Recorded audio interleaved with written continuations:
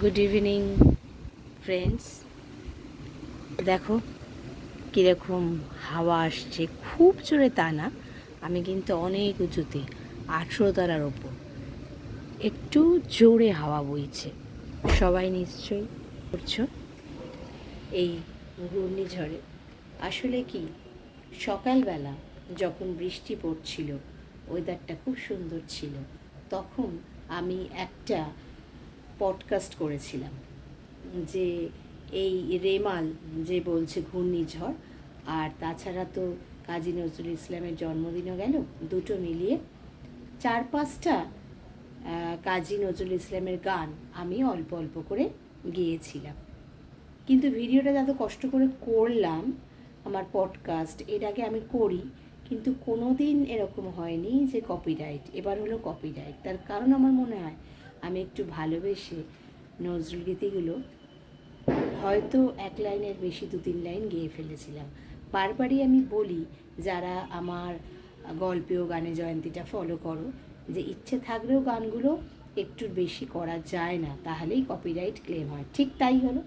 তাই মনে হলো যে না, সন্ধেবেলা এখন তোমাদের একটু আপডেট দিই। বেশ জোরে দেখো হাওয়া বইছে, আওয়াজটাও তোমরা শুনতে পাচ্ছ কি না দেখো। আর সেরকম ভাবাহ কিছু বুঝতে পারছি না, বাট চারিদিকেই কিন্তু এই দেখো, আমাদের নিচে সবাই হাঁটতে যায়, সবাই কিন্তু যে যার ঘরে। আজকে কিন্তু বোঝাই যাচ্ছে না রবিবার। ঠিক 2021-এও ইয়াশ বলে ঝড়টা এসেছিল, তখনও খুব বেশি ক্ষয়ক্ষতি হয়নি আমফানের মতো, কিন্তু এরকম জোরে ঝড় বৃষ্টি হয়েছিল। তো সকালে এত সুন্দর করে করলাম পডকাস্টটা, সেটা আমাকে ডিলিট করতে হলো। তাই জন্যেই আমি আবার তোমাদের কাছে এলাম যে একটু আপডেট দিই আর তোমাদের সাথে একটু কথা বলি। আর অবশ্যই একটা লাইন গান গাইতেই পারি, তাতে কিন্তু কপিরাইট দেবে না। এই যে সন্ধেবেলা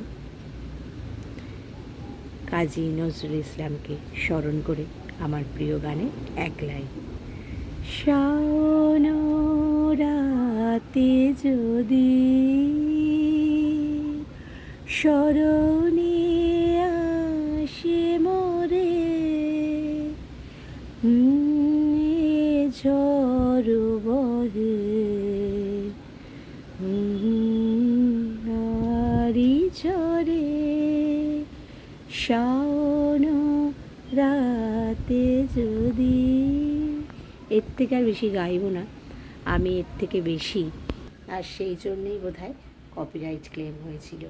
যাই হোক, আমি আমার এই পডকাস্টের মাধ্যমে সবাইকে সাবধান করে দিচ্ছি, যারা উপকূলবর্তী অঞ্চলে থাকো, নিশ্চয়ই আমার সাবধানতার জন্য না, নিউজে সমানে বলা হচ্ছে এবং সরকার থেকেও নানা রকম লোক পাঠানো হয়েছে।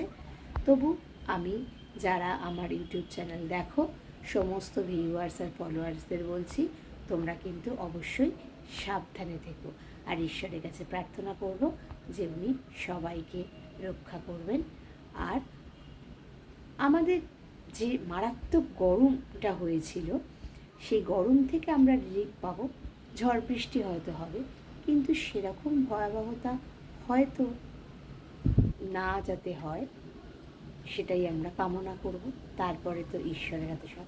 ওই দেখো আওয়াজ, তোমাদের একটু সাউন্ডটা শোনালে বুঝতে পারবে। তো শুনতে পাচ্ছ, ওই আসছে জোরে, ঠিক যেরকম সমুদ্রের ঢেউ আসে, কান পাতলেই ওরকম একটা সাঁই সাঁই করে ঝড়ের আওয়াজ হচ্ছে। তো আমি এবার আস্তে আস্তে জানলা বন্ধ করে দেবো। টাটা তোমাদের, সবাই সাবধানে থেকো। আবার খুব শীঘ্রই নতুন একটা ব্লগ বা পডকাস্টে অবশ্যই আসবো আমার নতুন গান নিয়ে। আর হ্যাঁ, অবশ্যই সারেগামাতে ইয়াদে অ্যালবামটা তোমরা শুনো, এখনও যারা শোনোনি তারা অবশ্যই শুনে নিও।